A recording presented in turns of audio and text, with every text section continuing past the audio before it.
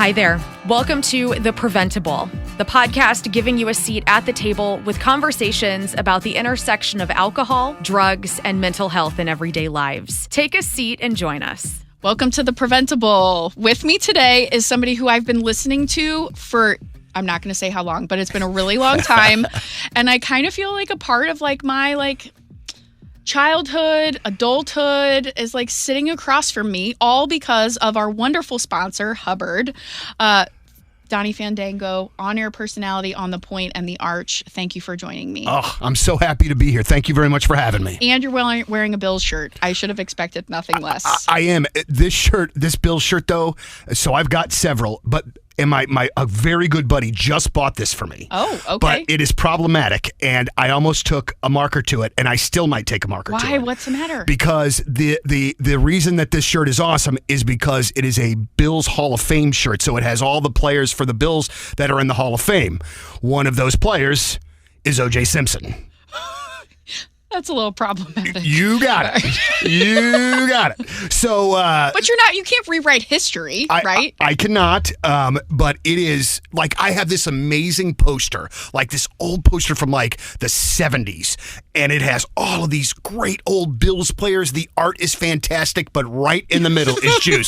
So I had to take it down. But again, I love the shirt. My buddy was like, "Listen, I know it's got OJ on it. Will you still wear it?" And I was like, yeah, probably, but even putting it on this morning, it felt very weird. Are you from Buffalo? No, I'm from here. I thought so. Yeah. So where does that come from? Because you're die-hard Bills. Yeah, what's so crazy is I gotta tell you, when I follow you on Twitter, and when your Bills are doing great, all is well with the world. And when they're not, it's a meltdown situation. Yeah, right, exactly. Okay, 100%. So why the Bills? So when I was growing up, it was in the heart of when Bill Bidwell was trying to build a new stadium for the Cardinals out in Fenton, where the Fenton plant ended up being. I'm from Fenton. All right. Yes, I know. So my dad, the idea of this billionaire getting a stadium built for him when he's going to work at a factory every day was just the biggest load of crap that he could ever imagine. So my dad hated, and I mean hated, the Big Red, hated the St. Louis the football Cardinals. So then he didn't like Dallas, he didn't like Washington. So I didn't really have a team growing up, and I liked Cardinal baseball and Blues hockey well before I cared about football. Right. So right about the time that I started getting into football with my best friend Brandon, it was right at the late 80s, early 90s when the Bills went on their run. And so they had just really exciting players and they scored a lot of points. And so, for a young kid, it was just fun to watch. Yes. And unfortunately, or fortunately, not sure, my fandom runs deep. And so I can't just pick up and leave off and these guys are good now. I'll start. I cannot do that. You are not a fair weather fan. You are loyal. Yeah, I am very, very, very, very much so. So I do. So I started liking them then when they were good, and then after you suffer 4 Super Bowl losses in a row, you kind of either got to dig in for the long haul or you got to jump ship. Right. And so I just dug in, and thankfully they're good again. Knock wood. And it's just been pretty great because the last 3 years, maybe 4 years, for Father's Day, my wife has bought me the NFL Sunday ticket so that I have literally, I think, watched every Bills game for the last 4 consecutive seasons. And as a kid, I never thought that something like that would be possible. So just being able to do that and to cuss in my living room or my basement office while I'm watching the game, it's just nice to do it at home as opposed to a restaurant. What's funny is you said that you weren't really into Dallas, because I feel like that was kind of a go-to.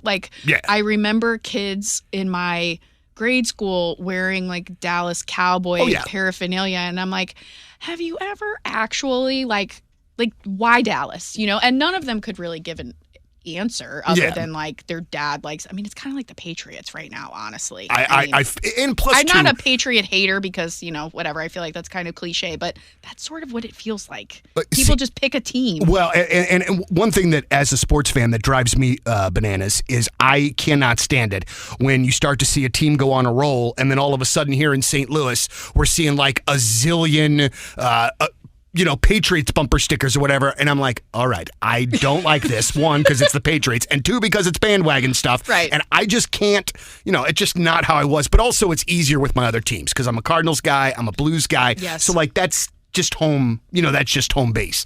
But I dig in deep on my teams and will always be this way. So you kind of seem like, from what I have heard and listening to you on the radio over the years, you're a digging deep guy in general. Yes. Right? Yes. And you are very animated. Mm-hmm. You're also open about when you're kind of off. Yeah. When you woke up on the wrong side of the bed, when you had something before you came in or whatever. And so I'm wondering if you've like always been animated and somebody's like, give that kid a mic, or if I'm not asking you if this is like an act, because I've met, like, it's not an act, but like, is it hard to be digging in deep, intense? Like, yes. It's exhausting. Do you go home and just like collapse? I tell you what, it's at this point in getting older, I think I have learned a better way to pace myself. Yeah, pacing. But I've always been a very intense person, like just always. I don't even really know sort of where it came from, because I'm I wish I could have my mom and dad in here so that you could see how completely drastically different that they are than me. My dad, if my dad was in here with you guys, he might say 5 words. And that's not because he's not friendly at all. Right. He's just quiet. And my mom is non-confrontational, very religious, and I don't know how the heck I got to be the way that I am. But I think the biggest thing over time, and I'll tell you, my kids have done an amazing job without trying to teach me about the intensity and how the intensity can come off sometimes poorly when I don't want it to. Yeah, you don't want it to. And so my youngest son, Dexter, he'll be amazingly, he'll be 14 in October. Whoa. And Dexter is on the spectrum. Mm-hmm. He's very high functioning. Like, he is a smart little kid, or a smart kid, but smart young man. Yeah, smart young man, right. Mm-hmm, right. But his social skills and his social cues and things, it's rough. And it took a lot of time and a lot of learning and a lot of like me just going like, just kind of trying to break down his brain as best as I can in my brain to go, man, when you're joking with Ava, my daughter, she gets that you're joking. She can see it. Dex man hears those words and cannot differentiate that you're just kidding. So you need to make sure that it's very apparent when you're kidding with him that you are. Yeah, because like he takes nuance everything isn't super literally. Yep. Exactly. He is not nuanced at all in the way that his things. So like, he's with my folks today, and my mom has this like skin tag on her neck. And so like every time, without question, Dexter will make this like scrunched up face and go, Mama, that thing. And it's just like Dex, that, so I think it is learning patience with him. And then also my daughter is very quiet and very understated and very low key. And I knew that there were times where I was intense, and I know that it bothered her. And so like, it was just like, but it's a layered thing. It wasn't just them, it was even here too at work, like even using words when I describe songs. Like, I hate that song. Like, I've really tried to take that H word out because a lot of people didn't know that, like, when I say hate, it just means I didn't really like it. Exactly. I just think it was kind of crappy. You're not, like, burning records. No, you just don't want to like it. Right. So it just, like a lot of other things, I've just tried to really like learn as I'm going along. Pay attention to the other folks' social cues. And then, when I do screw things up or when I do not have a great day, own up to it. Hey, Dexter, I talked to you in a way that I shouldn't have. I absolutely should not have lost my temper in this particular situation, but I did. Dad's trying to get better. Ava, I really wish I wouldn't have used this word when we were talking about this thing. Dad needs to be better about that, and just hopefully that I'm learning for the next time. But also, too, when we were talking about having bad days, I think that when it comes to our mental health, I don't want to say we should just always be as honest as we can, because that's not a great thing. But, I think it helps to just say, you know what? I'm not feeling centered today. There is something in my brain that is off. And one, I think it's super helpful just for other people out there to know, it's okay. Yes. It's just fine. Things are going to come back together, but right now they're just a little askew. And I used to maybe not have that frame of mind. I would just feel messed up, and it would just go from there. Any little thing would piss me off, and any little thing would make me mad. And I just don't want to do that to myself anymore. I don't want to do that to the people around me. The people that I don't really dig, I don't want to give them ammo to use my temper against me, So I just think it's helpful. And I've had people, poke fun and call me crazy and say that all I do is complain on the air and all of these other things. And, they're more than welcome to their opinion, but there are 6 zillion dudes on the radio across the United States, and most of them sound the exact goddamn same, and they're trying to say the same clever BS and the same stupid jokes and the same. So you know what? I'm going to passionately be me, warts and all, for better or for worse, because I think it's far more interesting for people to see a normal person that has his highs and lows than just somebody else that's putting on a fake tick-ta-ta for the radio. We've got enough of those guys, man. And I feel enough. I just think it needs to be real people. And also, too, my dad, I have a younger brother. My younger brother had a very serious drug problem when he was a teenager. And up until his early 20s, as a matter of fact. And to see I really just felt like my dad had a hard time initially. 1, admitting that it was a problem. 2, admitting that it was something that he needed to see somebody independently to talk about. Away from my mom, away from my bro, just to do it. Like him. And it was really remarkable, though, to see as he was talking to somebody that he kind of was able to figure himself out a little bit more and therefore able to help my mom and brother a little bit more. You could see the transformation once he accepted and put some language around it and understanding to it. And he has been very, very vocal in me and going and seeing a therapist and making sure that, if a psychiatrist thought that I needed medicine, that I'm taking that medicine, doing everything in my power to take care of myself. But he was also really one of the first ones too that was also like, Donnie, you got to cut yourself a break sometimes, man. Right. You're doing 65 things at once. Sometimes you're going to have a bad day and get pissy, and it happens. So it's interesting that you bring this up, because as a listener, it is something that I have noticed that you sometimes give yourself a really hard time. Yeah. Not just when somebody pisses you off, right? But when you feel as though you've overreacted maybe, or you've lashed out, or you've whatever, you can almost feel that you are trying to walk yourself through okay, you need to give yourself grace, but damn it, I shouldn't have done this. Or I've been working on this, and how come and that to me makes you feel not just a hey, and we're back. You're an actual human that is progressing, for sure. We're all evolving, but you also still have really shitty days, and that's okay. And it's funny to me that you're saying your dad is the one who's helped you realize these things, when your dad was the one that you described as the person who'd be in the corner saying 5 words. Yeah.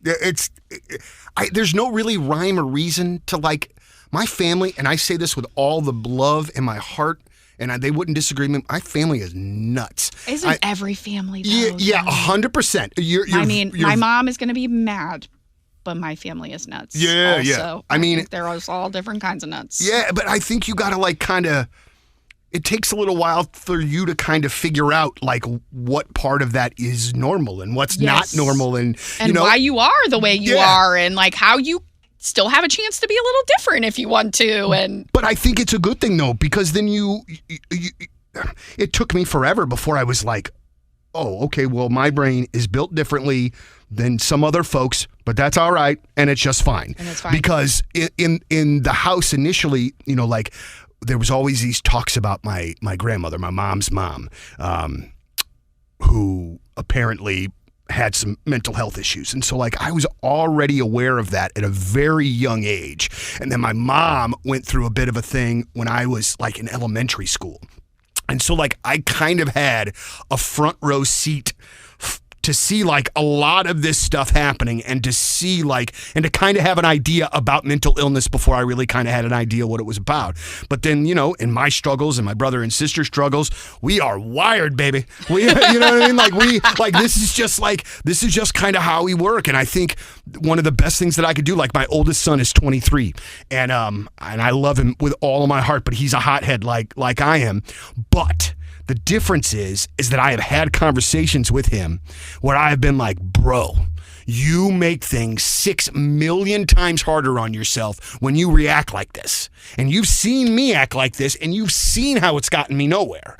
And so I feel like it's helping sort of nip that idiocy, and I mean that in a loving way, like a bit in the bud, because he got a front row seat to see. And so, I try to tell him I was not perfect, man, but learn from the mistakes in which that I have made. And I'm telling you that this temper thing isn't going to get you anywhere good. Nothing good is going to come of this. For forever, I always thought that I had like this like justification to be pissed off, things are wrong at the station, so I'm going to be in a bad mood, and that gives me the right to be in a bad mood, and blah, blah, blah, blah, blah. All that gives me a right to do is to make things much tougher on myself than it needs to be. Right. And so I just really am, and this is so crazy, but it's almost like what about Bobism, almost like baby step out of the studio. Totally. Sometimes you got to have those days where you're like that. This morning was one of those mornings for me. It was just really rough for whatever reason. I had 65 things going on. I couldn't get my stuff tracked the way that I wanted to and sounding the way that I wanted to, and I got really frustrated. But instead of having it be a whole day of that crap, I had about a half an hour where I was a sour grape, and I sat down at my desk and I took a breath and I listened to a couple songs and we changed things around. And so, I feel like, and I tell my oldest this too, like you said, like as long as we're learning, as long as we're trying to grow and move in the right direction, then we got to give ourselves some latitude to do that. We have to. So you actually, I was going to ask, but I didn't even need to, if you talk about these things with your kids, because, we know that it's trite, but our secrets keep us sick, right? And so if we have, mental illness, substance use disorder, other, challenges, abuse, things like that, and if we don't talk about them, maybe the intention is that, we're protecting our kids, but in reality, what we're doing is we're like setting them up to repeat the exact same thing that we're doing. So I love to hear that you're talking to your kids about how they're making choices, but also the choices that you've made, and people often think that you have to like disclose your deep, dark secrets. Like, oh, kids, I tried these drugs and don't do that because I had a terrible trip. No, you don't have to do that. No. You can just say like, I've been there, like that it didn't work for me. Mm-hmm. And here's how it didn't work for me, but here's what could be different for you. So thank you for sharing that. And you also mentioned that that music helps you turn your mood around. Yeah. I mean, I can imagine, right? Is that like your biggest thing? I mean, we were just talking not too long ago with A.D. Roundtree from KSHE, and he was telling us all about the art of meditation. Mm-hmm. And that works for him. Is music your meditation? Yeah. I mean, 100%. I mean, it's. And is it like calming music, or for me, it's usually like Metallica or something, and I just gotta like. It's kind of whatever. I mean, I don't even know. I don't even have like a particular go-to for a mood per se. I just know that I have got to like. I don't know. There's just songs. There's just artists that like they just kind of clean out the cobwebs for a lack of a better term. And I mean, like, kind of all what I do is I plug in my phone, and I'm always like pretty much a random person, and then it'll be a song that'll like sort of catch the mood. You know what I mean? So like whether that be a pop punk song or a hip hop song or a rap song or a metal song or whatever, like it'll just be something. But what I can say though is that most of the time, my go-to songs are nothing that I play on the radio. Interesting. Because okay. I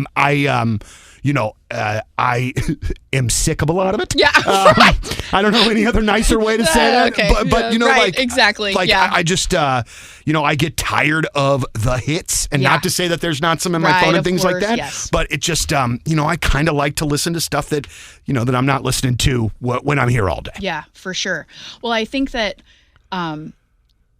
not to like do like a hard pivot here, but I think, you've been open about when you get really angry at something, when something's just like really pissing you off, and when you haven't quite felt on kilter, but you also were very open, I think, about your grief. Mm-hmm. And especially, but not just around, Jeff Burton's passing, but like to hear a man talk about grief in a way that you don't often hear, I think was very impactful for folks, whether you understand it or not. And you've even done the similar thing when you talk about why you've gotten involved with the Ronald McDonald Children's House. Like, you tear up. And I think that vulnerability is really a gift for your listeners. Have you had to get comfortable with that as you've gotten older, or is it kind of just like, this is me, like you're going to get the intensity and you're going to get this side of the intensity too? Yeah, I think I've kind of always worn it on my sleeve. The Jeff stuff hits, it's different because he's truthfully, outside of, like my grandma and grandpa, like the closest person that I ever had pass away to me. And, what's so crazy is that it is a year ago today that I actually was on vacation with my family in Fort Morgan, Alabama. And, I had reached out to Julie Burton after a post she made on Facebook and found out that, that Jeff was terminal. And I kind of still didn't even like believe it, and so that whole process of him and initially watching him try to fight like hell. Yeah. I mean, he fought like hell through the whole thing, but initially when he was still able to come into the building, I mean, dude was in pain. Like, we would start doing the podcast and he would be up and ready, and by the time that 30 minutes would go by, Jamie and I would be talking and Jeff's head would be down on the board. And so it was just really messed up, and I didn't know any other real way to do it or to talk about it and grieve about it, and so like I just did it the way that I would, again, like I just would do it how I would do it off the air, like when I would be at home. And I just know that it was a loss for a lot of us, so I wasn't the only one that was suffering, and it was incredibly helpful and is still incredibly helpful when somebody comes up to me and one of the first things that they do is share a memory about Jeff. It's helpful. It doesn't. So I've wondered this. So I have met him at a couple of live spots, especially when he had the morning show back, in the day. And he was actually my first crush. Such a perv, and I just thought he was just amazing. And I told him that one time, and he just like got a shitty grin on his face, But I didn't know him. But when you're a listener, you feel like you know them, but you don't. Mm-hmm. So you just said that it lightens you when someone shares a memory, but does it also kind of rub you the wrong way that you're like, dude, you didn't know my friend, or not really? Nah, Am I just not a at terrible all. Human? No, because no. That's what I feel like I would think. No, I don't think it's a terrible human, and I think it's awesome that you're so protective of your homie like that. If anything, but for me, and I can't really necessarily explain why. It's just therapeutic. gives us an opportunity to tell a story about him. And to keep his memory alive. I mean, it is alive and breathing and here. He was so, he was afraid that people were going to forget about him. That's impossible, isn't it? And we just continued to insist that, dude, there's no way. You are not one of those guys that can be forgotten about. I told him, I was like, brother, even if I wanted to forget about you, I can't. Right. But it absolutely helps. But I'll tell you, it pops up in weird ways, though. I just thought of this. So at Point Fest, okay, so the last time that I saw Jeff was a few days before he passed away, and a friend of ours was in from out of town, and he and I went to see Jeff over at their house. And he was in really great spirits. And we were over there for a few hours. But while we were over there, he was like, hey, man, just to let you know, I've got X coming by who works at the pageant. He's buying my motorcycle. And I knew, first of all, that things were bad when I saw them post that bike for sale. Because he loved that. He loved that bike. So that was really, I think, like my first internal realization, like, yo, man, your boy is probably going to pass. And so we're over there, and he's like, hey, this guy's coming over. He's going to buy this bike. And so as we're leaving, the guy's coming to get the bike, and we all say hello. And I had not seen that man until I ran into him at Point Fest. No way. And I ran into him at Point Fest in the catering area. I'm getting my dinner, and I see him, and I bring up the bike, and I immediately start to cry. Yeah. And then but then here's the best part. For one, the guy was amazingly, wonderfully great about it, gave me a great hug. And then he went on to say that on Jeff's birthday that he had taken the bike out and taken it on a long ride, and he had gotten ice cream. And so like the whole, it just came, it comes up at weird times. So I had to go back and apologize and be like, hey, man, I'm sorry. That just caught me at the wrong time. But he was so graceful and so wonderful about it. So, I mean, it's still going to catch me, and it will. But, it will. All it does now is I just can see that cockeyed smile on his face.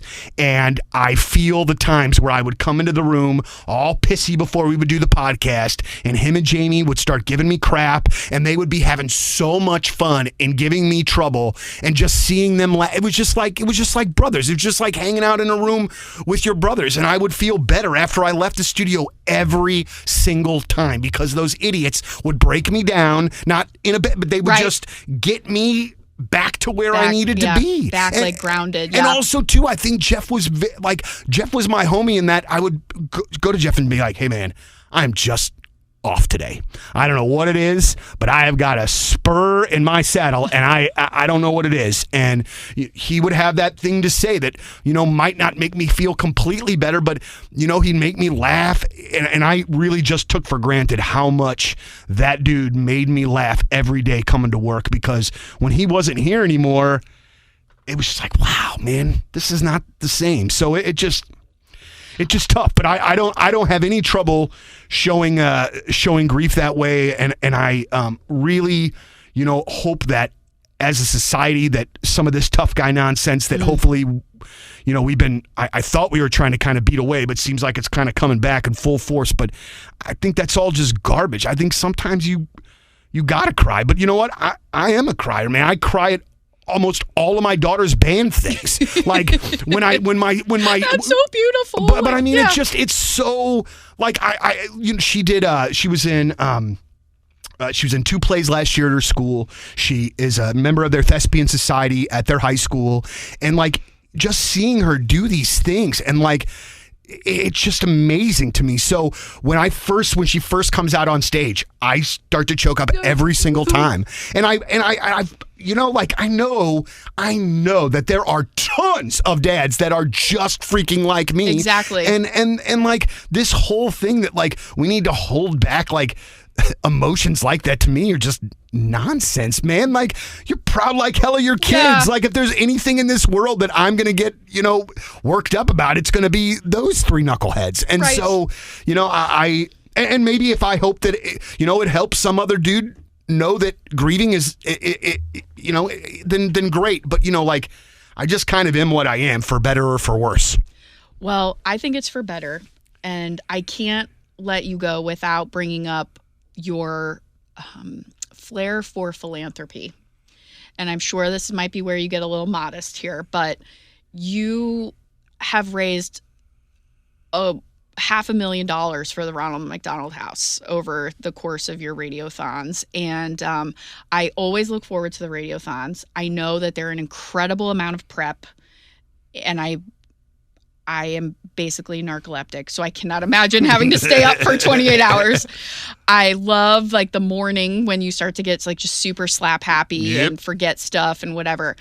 And you've shared that, you know, when you first got involved with them, it was because you were just sort of putting yourself in the parents' shoes. Like, in other words, you had empathy for these parents who were having to deal with their kids who were very sick. They look shell-shocked, man. Like, every one of them looked shell-shocked.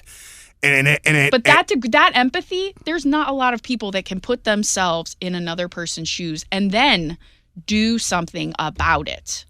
Well, but it's cool, and I've been given this platform, yes. And like I feel like if I didn't do something good with the platform, then what's good at having the platform? Well, yes, I know this, and you know this, but there's a lot of like that don't recognize the platform that they have. Yeah, and you know, at the end of the day, I want to do things that make my wife and my kiddos and my parents proud of me. Oh, they must have been hella proud of you. I think so. $93,000 you raised this last year? Yeah. But also too though, like, and I appreciate this and it's very awesome, but the reason that $93,000 gets raised is because of a collective effort. Yes, it's true. And so like for us, for my listeners to say, what was the record last year?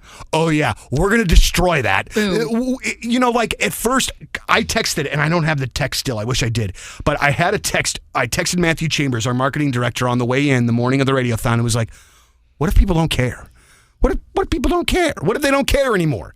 And I'm also worried that because of some of the things in which that I say on social media and the political leanings in which that I display, if that would ultimately hurt as well. Yep. And so to find out that the answer to those was a big no, and that, you know, we rocked it was really great. And I look forward to figuring out a way to continue to help Ronald McDonald House. And I know that I cannot imagine the radiothon goes away, but I can't do 28 hours anymore. Yeah. And so so we'll figure out something else, and there'll be different ways to help, but you know, like it's pretty cool, you know? Like it's when you get a job like this, at least I feel like it, you know, we get a lot of cool things. I don't know, and I'm not trying to brag about this, but like I don't remember the last concert I paid to go to. Right. I think it was Pearl Jam at the last time Pearl Jam was here, but before that, I honestly couldn't tell you. I got free tickets to the last time Pearl Jam was here because we were giving out Narcan. And I was like behind, kind of, and I feel like he looked at me. I have the best. I have a better story than that about Eddie Vedder. So the very first time the Foo Fighters, I got one of those coming. So the very first time the Foo Fighters played Mississippi Nights, and this would have probably been like 1996, 1997, 95, 96, somewhere around there. My brother and a friend of mine went to Mississippi Nights, and we were there by like 11 a.m. for the 7 o'clock show, because the rumor was that Eddie Vedder was playing drums in his wife's band Hovercraft, who were opening for the Foo Fighters and Mike Watt, who were on tour. Yes. And the night before, I had Hovercraft CD. And the night before in Lawrence, Kansas, Eddie Vedder was there. So we found out, and we were going to be there. Yes. So we ended up getting right on the stage to the left-hand side where you could see out sort of the back door. Uh-huh. So not only did we see Eddie come in a wig, this wig was like, dude, it's a green jacket and a wig. You're freaking Eddie Vedder. We can see it. But during the Foo Fighters, Eddie Vedder was about 3 feet from us, sitting on the floor on the side of the stage at Mississippi Nights with a Super 8 video camera, recording the crowd and the Foo Fighters. So there were multiple times where I looked over and his camera was at us, and we were like, ah. So somewhere in Eddie Vedder's house, my ugly mug is somewhere. At least I hope so. Okay, and that's a I good still story. have a Heineken bottle cap from that night that I took off of the stage because he wouldn't look down at anybody because people were yelling at him better. He just wanted to be there to play in his wife's band and then to play in Mike Watt's band. So he just wanted to be a guitar player in the band. So he wouldn't look at anybody, nothing. But I mean, I was 2 feet from that guy for the entire night. And the first time that the Foo Fighters played here, which none of us had any idea really what they sounded like besides one song that was being serviced at college radio at the time. And they get like 4 songs into their set and everyone is looking around like, holy crap, the guy from Nirvana can play. Yep. You know, so it was just a really, it was a really amazing day. But I mean, there were, you know, I have a lot of those kinds of little stories here and there from growing up here and from being there. But like I said, I'm really freaking lucky. And so when I have the opportunity to give back, I mean, it's just, you know, it's just something I think is right. Thank you. I mean, I know I just keep saying that, but it's what's really friggin' awesome is when a person that you've listened to and sort of admired is as cool in real life as you hoped they would be, because I'm sure you've met those people who kind of suck. Yeah. And it's like never meet your idols or whatever. I'm not saying I idolize you. That'd be weird. But, you know, it's like you never meet those people because they could like really disappoint you. Yeah. You have not disappointed. Oh, thank you very much. And I just so appreciate how you have normalized emotion and how you have used your platform, your position to benefit a nonprofit here locally that is really, it's doing just incredible things, right? And it's helping serve families like at their most vulnerable point. I mean, I can't imagine anything worse than your kiddo being sick and not knowing, you know, how you're going to make it through the day. Like that would just be, so the fact that you help and that the whole, you know, team here it really is a team effort. So it very much is, man. And I thank my coworkers for being so fantastic about it. And, you know, as long as I'm in radio, you know, however long that is, and hopefully I can milk this thing till retirement. I don't know. Have you been in radio? I honestly, see, I'm terrible about this because I don't keep track like I should. But I took about a 4.5-year break from 2001 to about 2006. What were you doing? Like selling insurance? No, actually, I did a few things though. I worked in a warehouse, which was a hey, welcome to reality, everybody. Yeah, right. But then also I managed a Slackers CDs and games store, and that was and that was a lot of fun because it turned me on to a whole bunch of music that I absolutely I would bet did not know otherwise. And the people, oh my gosh. You know, I always wanted to work at Blockbuster. I just thought that'd be so cool. Yeah. And like just to really learn like all the different movies and the weird stuff that people come in for. So I can imagine Slackers would be the exact same. Well, it's a total you know, I mean, like you're working with your fellow game, music, or movie nerds. Right. So you are super passionate about, you know, like various things and the things in which that we would, you know, like argue about. And like, I remember this, so like I love the show King of the Hill. Like, I love it. Mm-hmm. It's one of my favorites. And one of the running things on that show is Chuck Mangione is like the spokesperson for the Megalomart. Well, Chuck Mangione like had a couple of like soft rock hits in the 70s. And so one day just for the heck of it to be funny, I ordered a couple of these Chuck Mangione CDs. Well, sure as crap, they sold like in the couple of days, like after we got them in. And so this poor guy, comes to the counter and he puts the Chuck Mangione CD down on the counter, and I start laughing like, one, I'm laughing at what he's buying, and two, like I'm stoned out of my mind, and I'm not either one. And I think I made this dude feel bad, but I was just so excited that somebody was buying this, and I never thought anybody would. But that's one of my goals. If I ever ever level up money-wise, there will be a Fandango Records in St. Louis, and it'll be a music store. That would be so cool. I see, like, when I'm, like, going, I live off of Tesson Ferry, and so, like, when I see, like, storefronts, I'm like, oh, man, you're like, that'd be boy, good. band posters would look kick-ass in the very front of that. Like, that is something that I would still, really love to do, but I'm super lucky to have been able to do this for as long as I have, so I should probably, stick with it a little bit longer. Be thankful of what I got. Right, exactly. Well, I can't believe you said yes on being here today. Thank you so much for spending your time. Thank you. We didn't even talk about the fact that you've helped us out with some of the medication disposal things. I can understand maybe why you said yes. I don't know if you were voluntold, but appreciate you lending your help for that. That stuff to me, I mean, to me, it just makes too much sense not to, especially right now, especially, I mean, just again, any ways in which that I can help. I mean,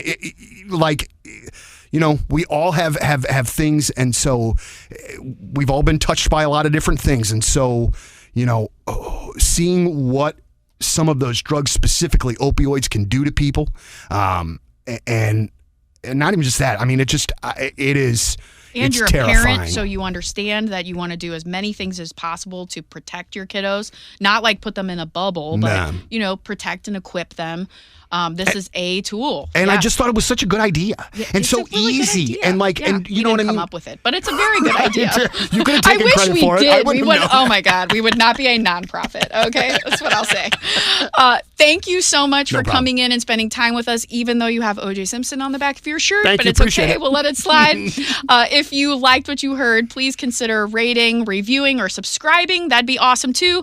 To the PrevenTable. Thank you again, Donny. Thank you.